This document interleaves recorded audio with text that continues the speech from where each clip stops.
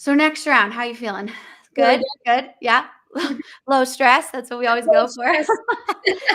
Um, let's go to a question real quick before I just completely ignore the audience. So I know, Christy, you're running these, so you have to pull the question up if you wanna show it. But, so Adam asked, "Do you find Magento provides more opportunities to scale versus NetSuite when it comes to licensing escalators?" Interesting. Yeah, so I have no idea. You Yeah. answer that.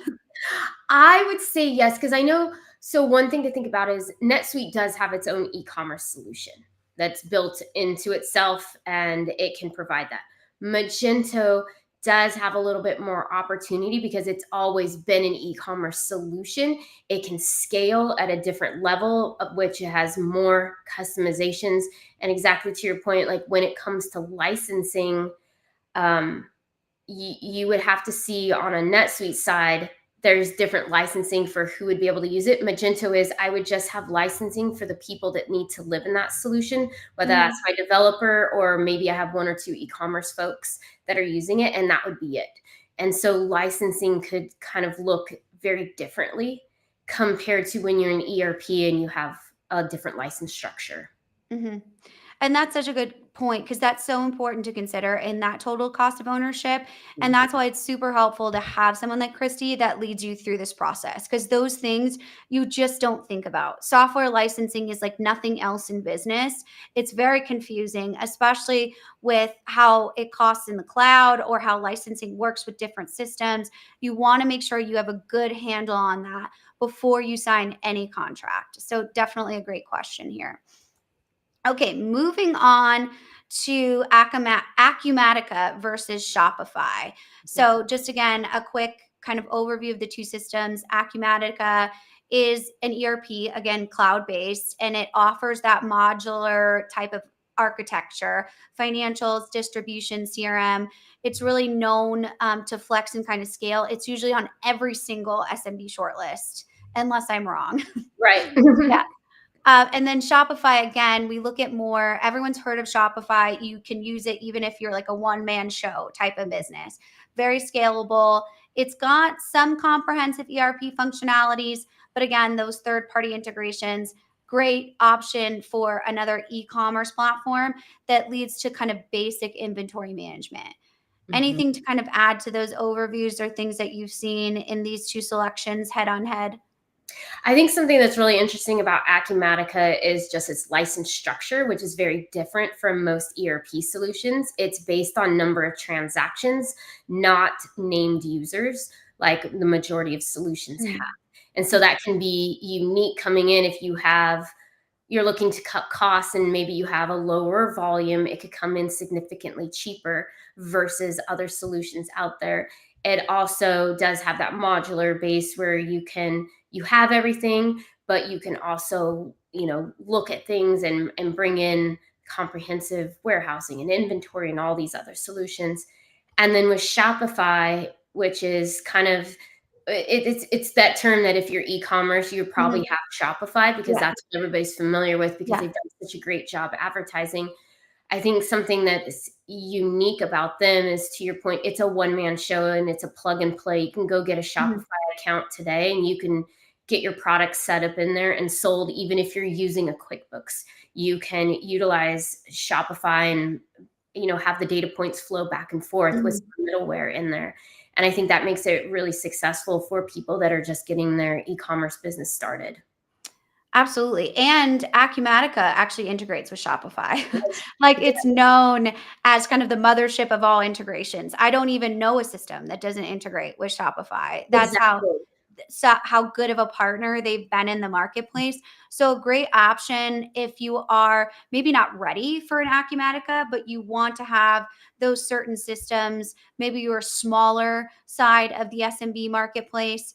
Definitely a great piece. I think the usability of Shopify is also a great interface. It is plug and play, and you're able to do some of those things quite quicker and easier than you would with something like Acumatica, but Acumatica is just more sophisticated on the ERP side. So that said, which goes to this round, Christy, Acumatica or Shopify? I think let's go an e-commerce route this time, and we'll Ooh. go with it. We'll switch it up. Why not? we'll we'll pick an e-commerce and go with Okay. So Shopify. Shopify it is. And I think that definitely when it comes to e-commerce, that's top tier, right? Yeah. So that's something that you definitely should have on your short list if you are considering an ERP functionality for any. And we talk about kind of the ERPs of the future Mhm. being more flexible. So that is kind of a modern day ERP, if you will. So Yeah. And I think too, even if you're saying more of the modern flexibility just in the future too, that is something Acumatica has worked towards, of just being a little bit different than having, what everybody else has done in their design. yeah, absolutely. And people are, responding to your going with the Yeah. dark horse in that, which I love.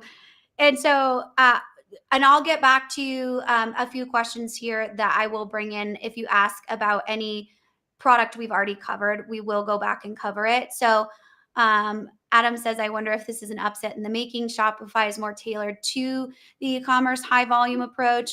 That Acumatica often becomes more expensive when Does. you have high volume e-commerce. And you kind of touched on that a little bit.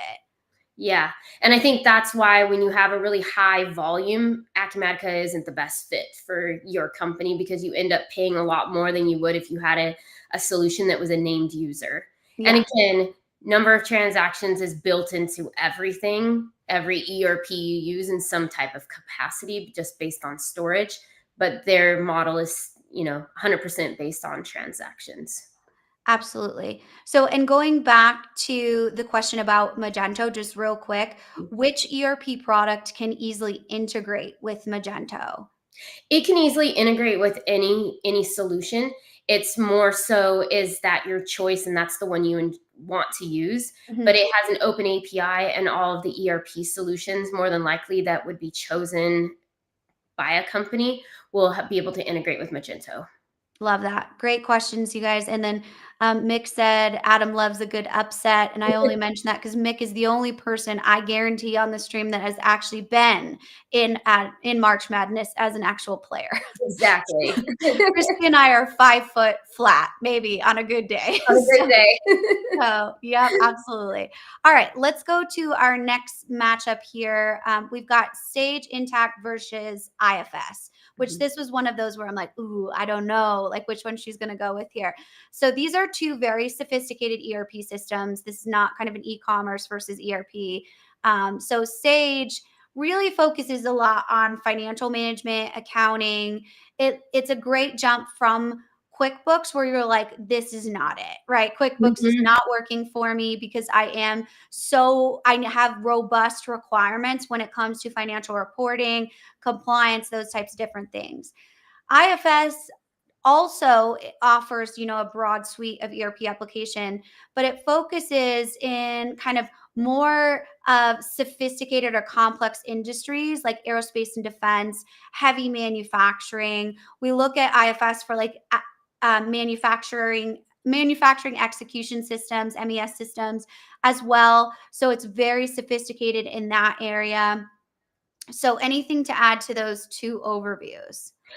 One is with Sage Intacct. It's a great jump, like you said, from QuickBooks to a next solution. You usually see it the NetSuite or the Sage Intacct Yeah. is where people go. You also can keep it depending on your industry for a long time. I have a doctor's office right now. I'm working at $20 million in sales, and Sage Intacct is all they need, Yeah. because they have some ancillary solutions because of the medical industry that take care of anything that a larger ERP would need to do. So this can probably ride with them for a really long time as they grow and scale and work towards trying to double their current income. Sage Intacct is really easy to use. Navigation is pretty intuitive, where you kind of just jump in and you go. And then when you look at IFS is highly customizable when you need it, but it's also super robust system that gets you everything from managing inventory. And like you said, it's got that built-in management when you're out in the shop and you want to look at all of your MES out there and know exactly how to track things, IFS has that put in there versus a Sage Intacct. It's just a financial software that's an upgrade. Absolutely. And I mean, I will just let the audience. I love when I the know, audience just does the work for me. That's right? really, my gold standard. So, do you think IFS scales down enough for SMBs trying to get off of QuickBooks? I think it's a very fair question. I don't know. Sometimes it's going to depend again on the size of your company. So, for Mhm. instance, had a company that was $80 million, and I think they bought IFS when they were around 50 million, and it made sense for them because of the kind of things that they need to track and do. However, they got to a point where they moved off of it due to it being so complex and so Mhm. customizable that people started understanding how to develop, and they're like, hey, let's make it how we want to, our Yeah. process, instead of more of a best of breed process. So I think it does that. I think for the majority of SMBs, IFS is not the best fit. But again, if you're in a highly detailed manufacturing or you're in the aerospace and defense space, then it makes a lot more sense. Absolutely. So, which one would you say this round goes to? IFS or Sage Intact? I almost that this is a hard one because Yeah. it could go either way, but I think because we really want to focus so clearly on SMBs, that Sage Intacct is the one that we should move forward with.